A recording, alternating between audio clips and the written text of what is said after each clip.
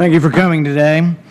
It's not often that I get to compliment the President. I can probably count the number of times maybe on one hand. But when I first heard that the President was going to come to Congress, boy, was I pleasantly surprised. I was proud that he was my President. I didn't vote for him, and I still am opposed to him quite a few times, but I was proud that he did this. And I was just about to stand on my feet and clap and give him a standing ovation, and then I heard, well, but if I lose the vote, I'll probably go ahead and do the bombing anyway. And so it does concern me. I want to be proud of the President, but every time I'm just about there, then I get worried that really he doesn't mean it, that he's going to sort of obey the Constitution if he wins. So I heard Secretary Kerry say, if we win, sure.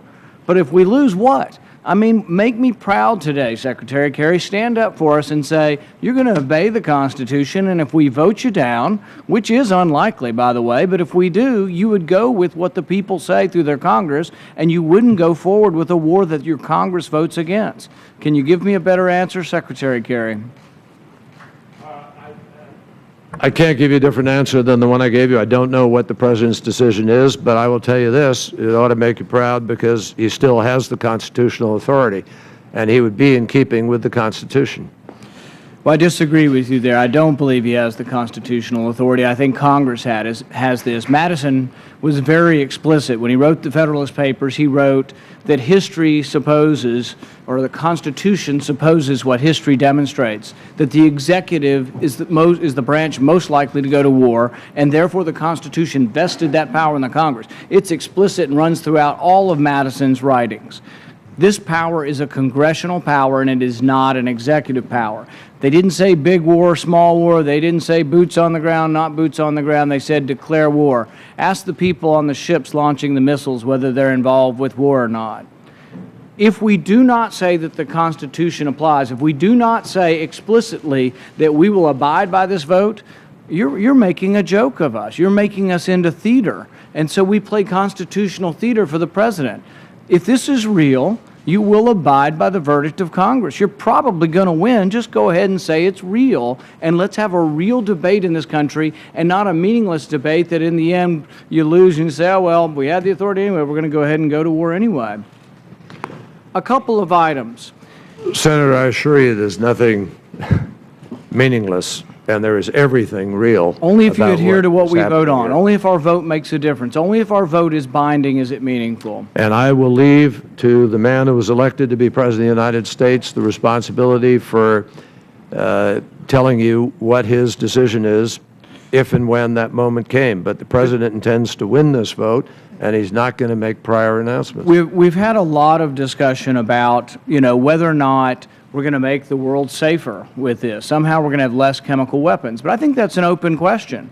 And I think it's conjecture at best. You can say, oh, well, we think Assad will be less likely to launch chemical weapons after this.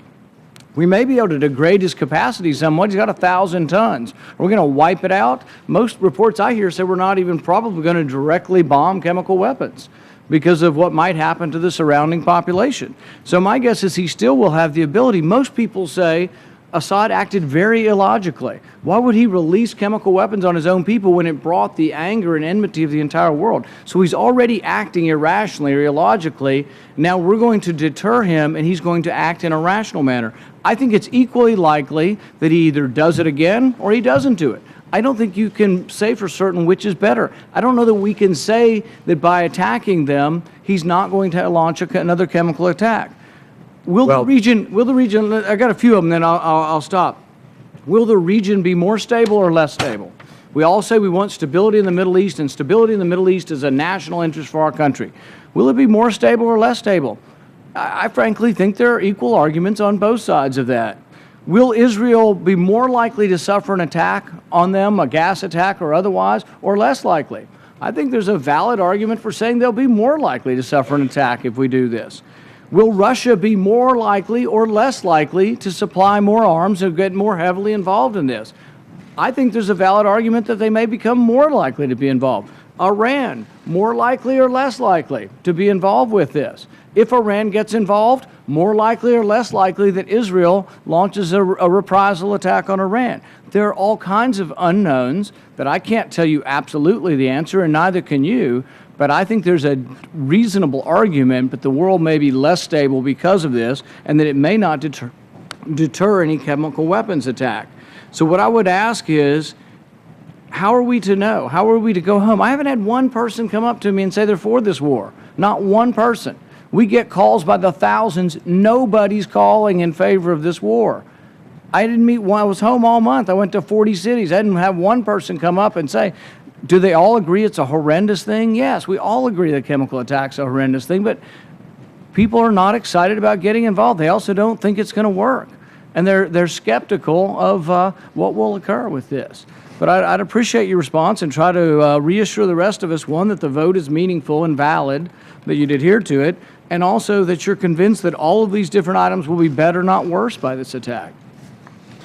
Well, Senator, I'd be very happy to do that. Will Israel be more likely to suffer an attack, or will they be safer? Will they be less safe? I can make it crystal clear to you that Israel will be less safe unless the United States takes this action. Iran and Hezbollah are two of the three biggest allies of Assad. And Iran and Hezbollah are the two single biggest enemies of Israel. So if Iran and Hezbollah are advantaged by the United States not curbing Assad's use of chemical weapons, there is a much greater likelihood that at some point down the road, Hezbollah, who has been one of the principal reasons for a change in the situation on the ground, will have access to these weapons of mass destruction. And Israel will for certain be less secure. But I would also argue that it would be more likely that Hezbollah will attack because of this attack in response. And Israel feels quite confident of its ability to deal with Hezbollah if they were to do so. You will notice that Israel has on several occasions in the last year seen fit to deal with threats to its security because of what's in Syria, and not once has Assad responded to that to date. I think there are a bunch of things we should talk about in a classified session, but let me just make it very clear to you that you ask these questions, will this or that be more likely to happen or not likely to happen? If the United States of America doesn't do this, Senator, is it more or less likely that Assad does it again? You want to answer that question? I don't think it's known. I don't think is it more or less likely that he does it again? You have the attack. I think it's unknown whether it's more or less likely whether you have the attack. Senator, it's not unknown.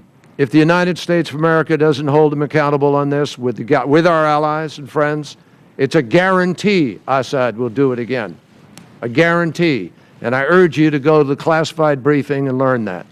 Secondly, let me just point out to you that with respect to this question of Americans wanting to go to war, you got three people here who have been to war. You got John McCain, who's been to war.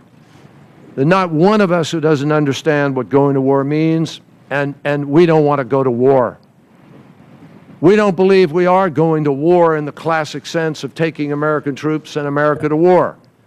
The President is asking for the authority to do a limited action that will degrade the capacity of a tyrant who has been using chemical weapons to kill his own people. But I think by doing so, you announce... It's a limited. It's limited. By doing so, you announce in advance that your goal is not winning. But that's not... And I think the last 50 years of secretaries of defense would say, Senator, if your goal is not to win, you shouldn't be involved. Do you want to go to war in Syria? Of course not. Everybody, 100% of Americans will say no. We say no. We don't want to go to war in Syria either. It's not what we're here to ask. The President is not asking you to go to war. He's not asking you to declare war.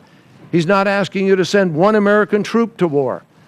He's simply saying we need to take an action that can degrade the capacity of a man who's been willing to kill his own people by breaking a nearly 100-year-old prohibition, and will we stand up and be counted to say we won't do that? That's not, I just don't consider that going to war in the classic sense of coming to Congress and asking for a declaration of war and training troops and sending people abroad and putting young Americans in harm's way. That's not what the President is asking for here. General, do you want to speak of that, all to that? No, not really, Secretary. Thank you for offering. Pull the rug out from under me.